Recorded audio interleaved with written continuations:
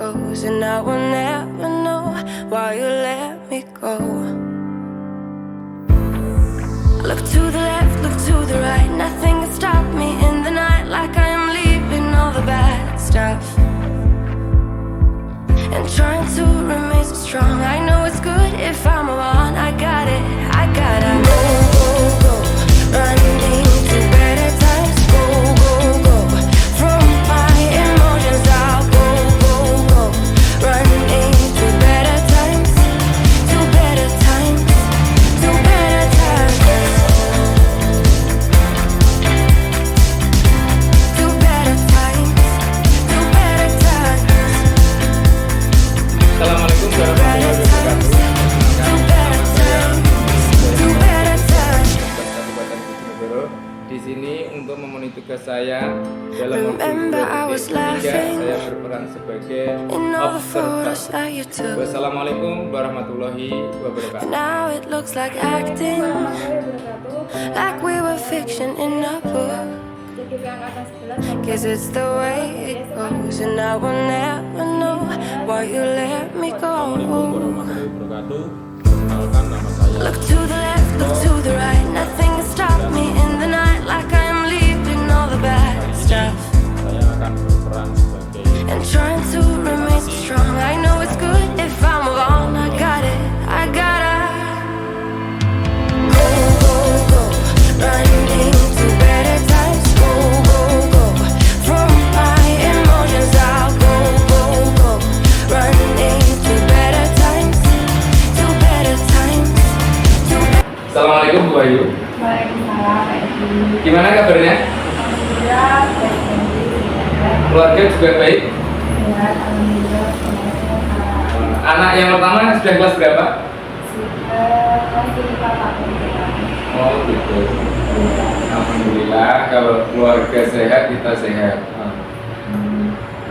Baiklah Bu Ayu, saya dengarkan jenengan mau melakukan coaching.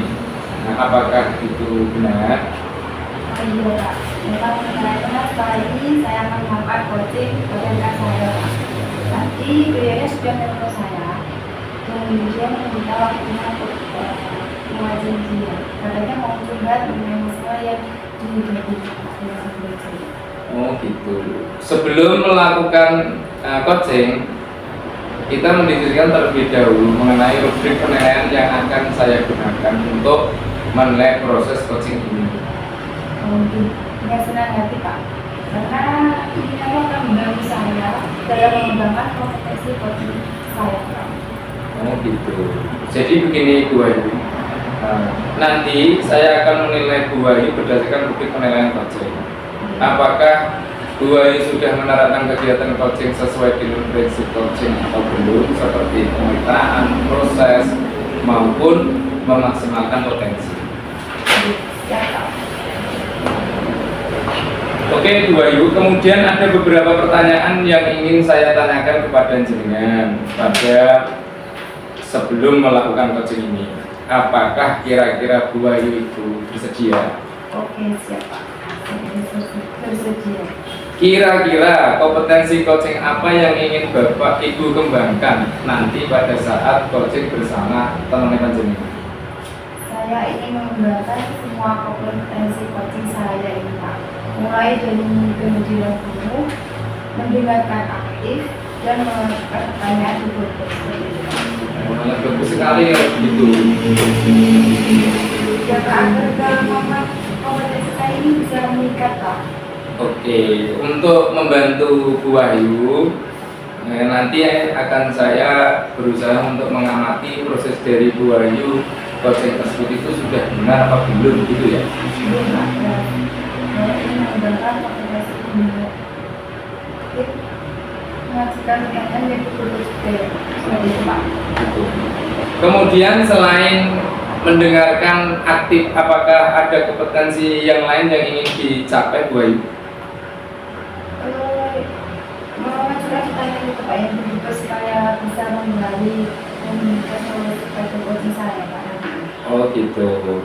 Nanti akan saya coba lebih fokus untuk mengamati kegiatan coaching jenengan pada kompetensi mendengarkan aktif dari diskusi coaching tersebut itu di dua ini. Iya Pak. Oke. Terus untuk indikator tercapaian tujuan pengembangan yang Ibu ingin seperti apa ya? Kira-kira seperti apa yang ingin jenengan kembangkan lebih lanjut untuk tujuan coaching tersebut? Saya ingin mengembangkan kompetensi mendengarkan aktif dan mengajukan pertanyaan yang berubah seperti itu Pak. Oh gitu. Baiklah kalau begitu Bu Ayu, nanti setelah ini jenengan silakan istilahnya bercoaching sama teman jenengan. Nanti saya hanya sebagai pendengar, jangan istilahnya nggak enak atau seperti apa, jangan silakan berdiskusi sama temannya. Nanti saya amati, setelah itu nanti saya akan berusaha untuk mengobservasi pendengar yang baik yang mana dan yang belum yang mana. Ya Bapak Ibu Ayu ya. Oke, dapat Pak. Oke Bu Ayu, silakan nanti bercoaching. Terima kasih Pak.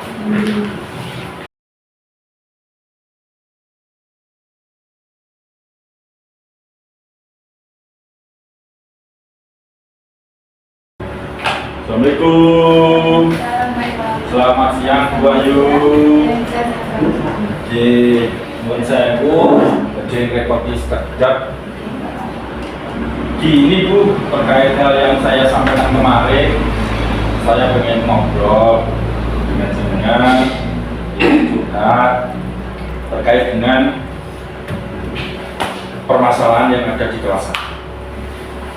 Jadi Pak Iwan tadi ini apa yang ini Pak Iwan harapkan dari obrolan ini? Ya, yang saya harapkan dari obrolan pada kali ini tuh saya mendapatkan sebuah alternatif solusi pemecahan masalah yang saya alami Bu di kelas terkait dengan siswa-siswa saya. Misalnya apa? Gini, akhir-akhir ini siswa saya itu kurang antusias dalam belajar di kelas. Selain hal itu, siswa-siswa saya itu juga antusias dalam mengerjakan tugasnya itu rendah. Kira-kira dari satu kelas itu ya juga hanya sekitar 40% ya yang mengerjakan tugasnya. Menurut Pak Iwan, apa yang membuat kita ini kurang antusias dalam waktu belajar Pak Iwan? Kalau saya berpikir itu ya barangkali dalam saya mengajar itu terlalu istilahnya itu terlalu monoton. Saya tidak hanya memberikan sebuah penjelasan, istilahnya ya teacher center lah. Saya kurang juga memperhatikan apa yang diharapkan oleh anak didik saya. Mungkin seperti itu. Kira-kira saja membuat murid ini kenapa? Antusias. Dalam sebuah pembelajaran, mungkin anak-anak itu pasti mendambakan sebuah pembelajaran yang menyenangkan bagi mereka, menyenangkan bagi mereka itu dalam konteks terkait dengan mungkin ya belajar sambil bermain, belajar sambil menonton video, istilahnya agar mereka itu tidak merasa bosan dalam proses belajar. Terus pendapat dengan Pak. Lalu menurut dengan Pak Iwan, apa yang bisa membuat diri asik dan siswa Menurut saya siswa itu akan merasa merasa nyaman dalam belajar ketika kebutuhan mereka itu terpenuhi. Misalkan seperti minat belajar mereka seperti apa, terus apa yang diharapkan dari sebuah pembelajaran itu seperti apa bagi siswa-siswa itu. Maka dari itu saya berpikir bahwa proses pembelajaran saya itu membutuhkan sesuatu yang bisa mencukupi dari kebutuhan peserta didik itu. Contohnya dengan ketika anak-anak jenuh dalam waktu pembelajaran, kita bisa menyisipkan sebuah ice breaking, terus permainan-permainan kecil lah, atau bahkan bisa menerapkan teori atau stop itu untuk mengembalikan lagi posisi pikiran mereka dalam mengikuti pembelajaran. Mungkin seperti itu. Kalau mengenai kerja Pak, Oke. ini bagaimana atau apa sih yang perlu dilakukan? Mungkin barangkali bisa juga terkait dengan banyaknya tugas itu, karena kebetulan saya kan juga merangkap operator lah di sekolah itu. Jadi anak-anak itu sering saya tinggal, jadi ketika saya tinggal itu ya saya kasih tugas kayak gitu ya. Jadi apa ya, sehingga anak-anak itu merasa jenuh, kurang antusias kayak gitu mungkin.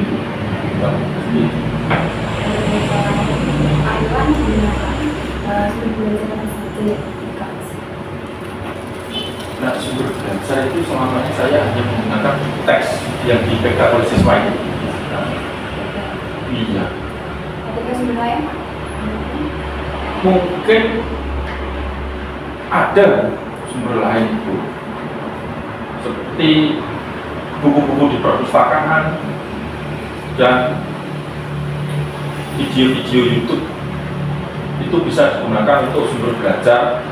Seperti juga apa ya, ketika sekarang itu kan ID belajar itu kan marak untuk digunakan, mungkin itu bisa digunakan untuk membangkitkan minat dari siswa tersebut dengan memasukkan Jamboard, terus Google Form dan lain sebagainya, itu untuk meningkatkan antusias siswa dalam mengerjakan tugas. Mungkin seperti itu.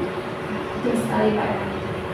Saya yakin nanti juga Pak Iwan bisa menggunakan video belajar sendiri, tapi membuat buku ini menjadi efisien dalam belajar. Betul. Jadi sekarang rencananya Pak Iwan itu menyelesaikan masalah ini? Mungkin ke depan berdasarkan hal tersebut saya akan merancang sebuah rencana pembelajaran yang berpusat pada murid. Artinya sebelum melaksanakan pembelajaran itu saya harus mengetahui apa saja kebutuhan mereka. Bisa saja dari minat belajar, terus penyiapan lingkungan kelas yang baik, seperti itu dalam depan. Jadi intinya adalah saya akan merencanakan sebuah pembelajaran yang berdiferensiasi. Gitu. Bagus sekali Pak Iwan. Kira-kira ini rencananya Pak Iwan tadi apakah bisa membantu siswa di program ini menjadi termotivasinya menjadi lebih antusias? Menurut saya, jika dengan melaksanakan apa yang saya sampaikan tadi, itu bisa untuk meningkatkan motivasi anak. Karena sebelum kita melakukan sebuah pembelajaran, kita sudah tahu kira-kira kebutuhan anak ini itu minat belajarnya tergolong atau termasuk dalam apakah menonton video, apakah dengan bermain, apakah dengan membaca buku dan lain sebagainya. Jadi ke depan anak-anak itu akan saya kelompokkan dan akan saya beri pelajaran yang sesuai dengan kebutuhan dan kemampuan si anak-anak tadi. Kalau kita tahu nih Pak, Oke. kalau dilihat di media kira-kira berapa tingkat keberhasilan produksi? Terkait dengan keberhasilan metode tersebut, saya tidak mengharapkan itu berhasil 100%, tidak perlu, karena saya juga manusia biasa. Tapi harapan saya dengan penggunaan metode tadi, harapan saya itu bisa menyentuh di angka 8 lah paling tidak, minimal 8 lah. Mungkin. Kira-kira ini siapa yang bisa membantu Pak Iwan dalam menyusun rencana? Menurut saya keberhasilan sebuah pendidikan itu harus terpenuhi dari beberapa unsur. Misalkan dari satu, harus melihat dari kondisi siswa itu sendiri. Yang kedua, kita harus melihat kondisi lingkungan. Kondisi lingkungan itu kaitannya dengan lingkungan rumah, orang tuanya bagaimana, dan lain sebagainya. Yang berikutnya yaitu rekan-rekan guru.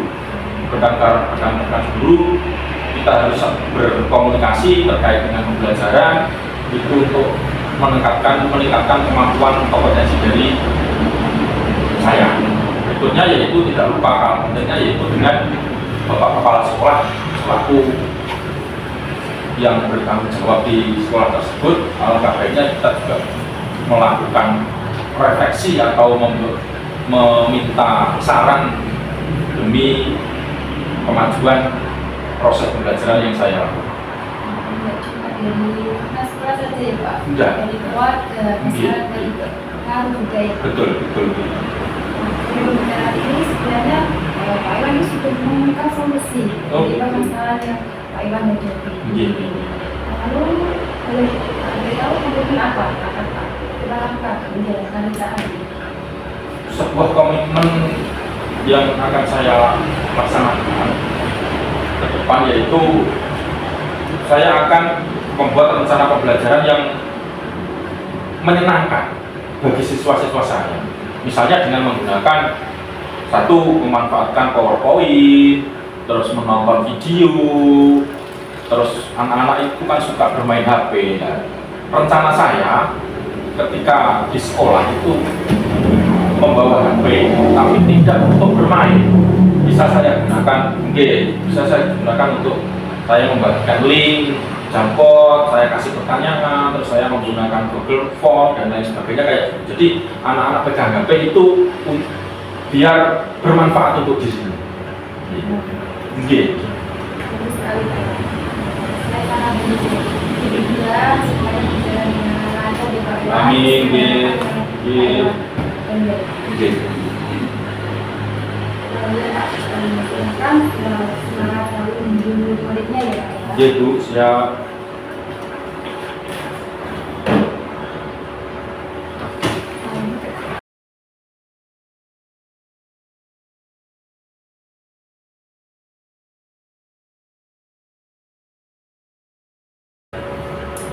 Bagaimana Bu setelah melakukan coaching? Lega. Yang bisa membantu saya menemukan solusinya. Gitu. Kalau saya amati tadi prosesnya itu cukup lancar setelah melakukan coaching. Perasaan ibu selain lega apa ya? Bisa meningkatkan coaching saya Pak.